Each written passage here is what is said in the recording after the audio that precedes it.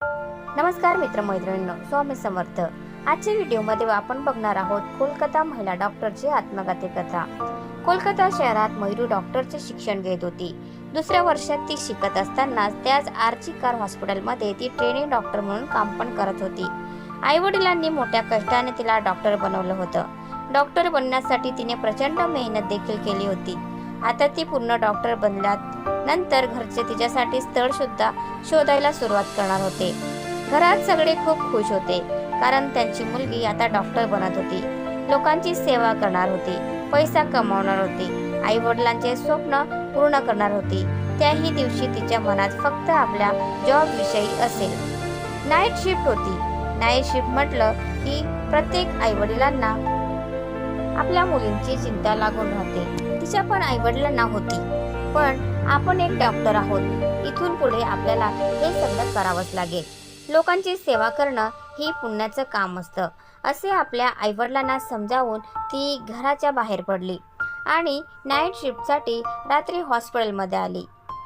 सगळीकडे राऊंड मारून तिने पेशंटची चौकशी देखील केली आणि त्याच रात्री तिने आपल्या सहकाऱ्यांसोबत मॅच देखील बघितली। खूप खुश होती ती। रात्री 11 वाजता तिने आपल्या आईला फोन केला। मी जेवण केले, तूही जेवण करून घे म्हणून सांगितले, कारण जोपर्यंत मुलगी जेवण करत नसे तोपर्यंत घरी आई देखील तिच्या फोनची वाट बघत असे। आईचा आणि मुलीचा फोन झाल्यानंतर मयुरीने परत आपले राहिलेले काम पूर्ण केले। रात्री साधारण 1-2च्या सुमारास तिने आपल्या 4 सहकाऱ्यांसोबत जेवण केलं आणि थोडा वेळ आराम करण्यासाठी नंतर उठून आपला अभ्यास करण्यासाठी ती हॉस्पिटलमध्ये एमर्जन्सी बिल्डिंगमध्ये 3ऱ्या मजल्यावर असणाऱ्या सेमिनार हॉलमध्ये गेली। त्यानंतर मात्र मयुरीला कोणीही पाहिलं नाही, पण दुसऱ्या दिवशी सकाळी तिला बघून सगळ्यांनाच खूप मोठा धक्का बसला। सकाळी मयुरी तर सेमिनार हॉलमध्ये बेशुद्ध अवस्थेत आढळली। अतिशय धक्कादायक गोष्ट म्हणजे तिच्या अंगावर एकही कपडा नव्हता, होत्या त्या फक्त तिच्या शरीरावर झालेल्या मोठ्या जखमा। तिच्या शरीरामधून पूर्ण रक्त वाहत होतं। तिचा चष्मा फुटलेला होता, त्याच्या काचा डोळ्यांमध्ये गेल्या होत्या, म्हणून डोळ्यातून रक्त देखील येत होतं। तिला अशा अवस्थेत बघून तिथं काम करणाऱ्या प्रत्येक कर्मचाऱ्याला धक्का बसला होता। तातडीने तिच्यावर उपचार सुरू करण्यात आले होते। ती जिवंत आहे की मृत हे सुद्धा माहीत नव्हतं, पण दुर्दैवाने त्या डॉक्टर मयुरीचा मृत्यू झाला। या डॉक्टर मयुरीची हत्या झाली आहे, तिच्यावर बलात्कार केला आहे। आधी बलात्कारानंतर हे ऐकून प्रत्येक जणाने हळहळ व्यक्त केली। सगळ्याच हॉस्पिटलमध्ये विद्यार्थ्यांनी संताप व्यक्त केला।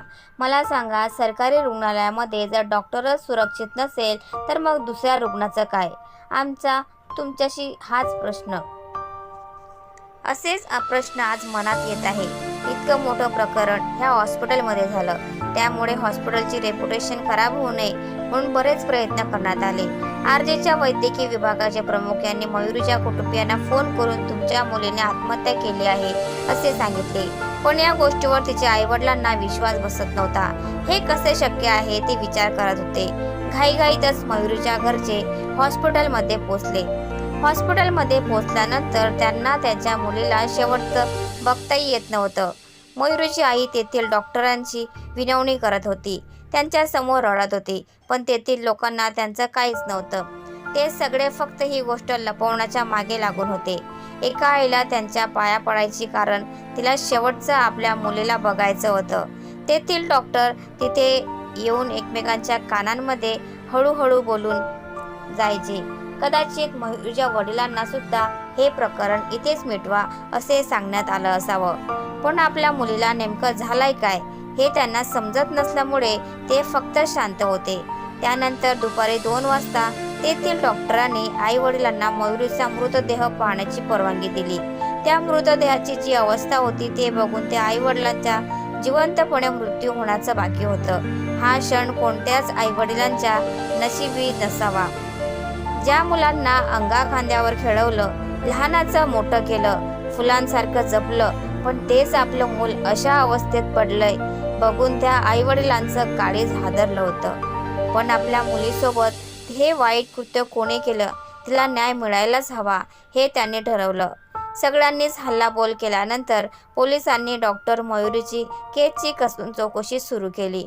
हॉस्पिटलमधील CCTV कॅमेरे चेक केलेत तेव्हा हॉस्पिटलचा एक कर्मचारी पहाटे 4च्या दरम्यान सेमिनार हॉलमध्ये गेल्याचं CCTV मध्ये दिसून आलं.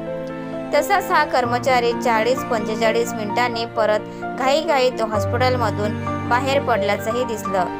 पण त्या कर्मचाऱ्याचा चेहरा झाकलेला असल्यामुळे त्याची ओळख नीट पटत नव्हती. त्यामुळे तो आरोपी नक्की कोण आहे हे शोधण्याचं मोठं आव्हान पोलिसांच्या समोर आलं. जेव्हा कर्मचारी हॉलमध्ये गेला तेव्हा त्याच्या कानामध्ये हेडफोन होते. बाहेर पडताना त्याच्या कानामध्ये हेडफोन नसल्याचं पोलिसांच्या लक्षात आलं आणि पोलिसांना या प्रकरणात पुढची माहिती शोधण्यासाठी त्याचा मोठा पुरावा मिळाला. म्हणून पोलिसांनी सगळ्याच कर्मचाऱ्यांना बोलावून घेतले. त्यात तो कर्मचारी देखील होता. पोलिसांनी सगळ्यांचे फोन ताब्यात घेतले आणि आपल्याला सापडलेला ब्लूटूथ कोणत्या मोबाईल फोनला लगेच कनेक्ट होतो हे ते बघू लागले. एकाच फोनला फक्त ब्लूटूथ ऑटोमॅटिक कनेक्ट झाले. तो कर्मचारी म्हणजे संजय रॉय. फक्त याच कारणामुळे संशयित आरोपी म्हणून पोलिसांनी संजय रॉय या कर्मचाऱ्याला अटक केली आणि त्याच्यावर गुन्हा देखील दाखल करण्यात आला आहे. आता त्या आरोपीने गुन्ह्याची कबुली दिली असून अनेक धक्कादायक खुलासे देखील केले आहेत. कोण आहे हा संजय रॉय ते आपण बघू. 2019 मध्ये संजय रॉयची भरती इथं झाली होती. तो KRG रुग्णालयातील पोलीस चौकीत काम करत होता. तो बऱ्याच काळापासून येथे काम करत असल्याने प्रत्येक विभागाबद्दल त्याला सविस्तर सगळीच माहिती होती. जेव्हा त्या महिला डॉक्टरचा मृतदेह पोलिसांनी पोस्टमॉर्टमसाठी पाठवला तेव्हा तिच्यावर बलात्कार झाल्याचं स्पष्ट झालं होतं. तिच्या अंगावर पूर्णपणे ओरखडे असल्याचं समोर आलं. त्या लेडी डॉक्टरवर बलात्कारानंतर तिची हत्या करण्यात आली होती. पीडितेच्या गुप्तांगातून रक्त वाहत होते. तिचे दोन्ही डोळे आणि तोंडातून रक्त येत होतं. चेहरा, पोट, पाय, मान, हात, ओठांवर जखमा होत्या. तिचं डोकं जमिनीवर किंवा भिंतीवर आपटल्याचंही पोस्टमॉर्टममध्ये सांगण्यात आले. तिच्या मानेचं हाड मोडल्यामुळे गळा दाबून तिची हत्या झाली असावी असंही पोस्टमॉर्टम रिपोर्टमधून स्पष्ट झाले. तिच्या अंगावर ठिकठिकाणी असलेल्या जखमा आणि तिच्या कंबर आणि ओटीपोटाच्या स्थितीवरून हे फक्त एका व्यक्तीचं काम नसून हा सामूहिक अत्याचाराचा प्रकार असल्याचा संशय तिच्या घरच्यांकडून आणि आंदोलनकर्त्या डॉक्टरांकडून व्यक्त करण्यात येतोय. ही घटना सकाळी 3 ते 6 वाजण्याच्या सुमारास घडली असावी. आपला जीव वाचवण्यासाठी, अब्रू वाचवण्यासाठी तिने अतोनात प्रयत्न केले असावे. शेवटपर्यंत ती स्वतःला वाचवण्यासाठी लढत होती असे समजून येते. स्वतःला वाचवता वाचवता अखेरीस तिने आपले प्राण गमावले. ती मेल्यानंतर देखील हा आरोपी तिच्यावर अत्याचार करत होता. एका मृतदेहासोबत तो खेळत होता. त्याला समजले देखील नाही. कदाचित त्याच ठिकाणी काम करत असल्याने त्याची नजर मयुरीवर अगोदरपासूनच असेल आणि त्या दिवशी ती त्याला त्या सेमिनार हॉलमध्ये एकटी दिसली आणि त्याच्यातील राक्षस जागा झाला. आधीच नशा अंगात चढली असेल. त्याच समोर आवडणाऱ्या स्त्रीला बघून त्याने एखादा हैवानासारखं अत्याचार तिच्यावर केले. आरोपीला अश्लील व्हिडिओ पाहण्याचे व्यसन होते.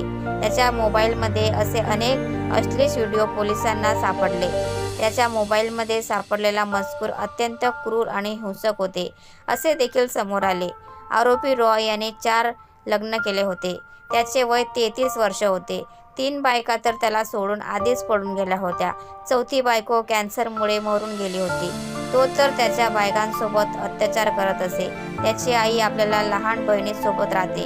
तिने तर हा आपला मुलगा आहे हे स्वीकारण्यास सुद्धा नकार दिला. त्याच्या 2 बहिणी एका चांगल्या पदावर कार्यरत आहे.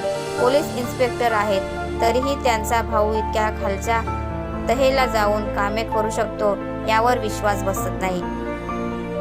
त्याच्यासोबत म्हणूनच कोणी संबंधही ठेवत नाही. सोबत काम करणाऱ्या महिलांचा विनयभंग केल्याचा आरोप सुद्धा संजय रॉयवर आहे. आरोपी संजय रॉय हा सामाजिक कार्यकर्ता बनून रुग्णालयात नेहमी ये-जा करत असायचा.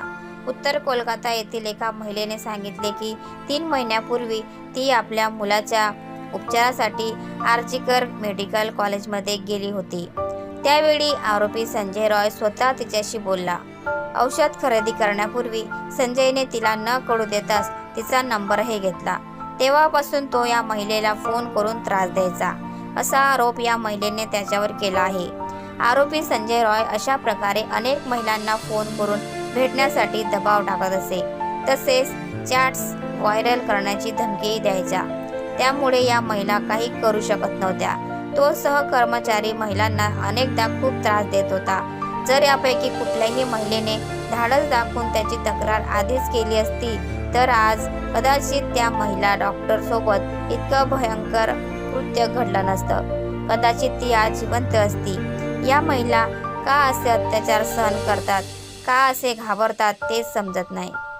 त्या महिला डॉक्टरला न्याय मिळावा हीच देवाचरणी प्रार्थना। त्या नराधमाला फाशीची शिक्षा ही व्हायलाच पाहिजे।